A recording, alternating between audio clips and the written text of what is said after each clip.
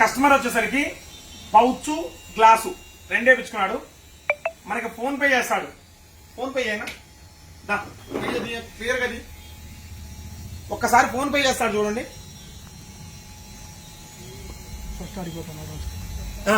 అక్కడ స్కాన్ చేస్తాడు చూడండి. ఫస్ట్ ఏ విధంగా స్కాన్ చేస్తున్నాడో ఒకసారి చెక్ చేసుకోండి. ఇక్కడ చూడండి, మెయిన్ ఫోన్ పేలో ఏం పేరు వచ్చిందో మొత్తం చూసుకున్నాడు.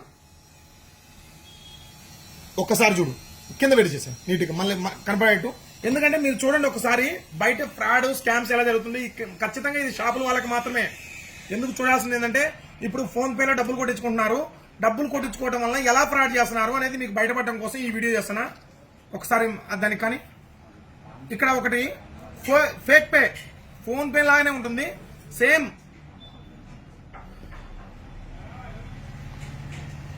కేవలం అవగాహన కోసమే అండి. ఇప్పుడు 1 లక్ష రూపాయలు నాకు కొడుతున్నాడు డబ్బులు.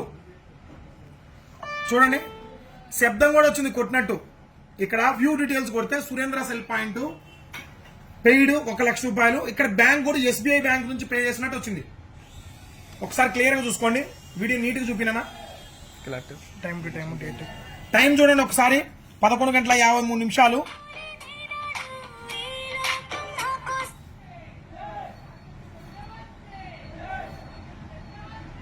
11:53. Date 26 July 2024.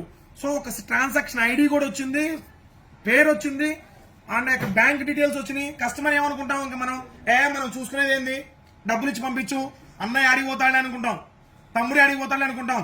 కానీ ఇక్కడ ఫేక్ పే చేసింది. ఒకసారి చూడండి, యాప్ చూడండి. ఇంక ఏం పని చేయదు.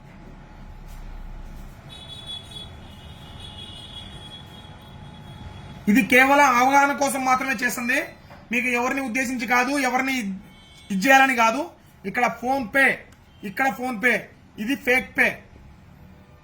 జస్ట్ పేరు, అమౌంట్, సబ్మిట్ అంతే, కొడితే అయిపోయా.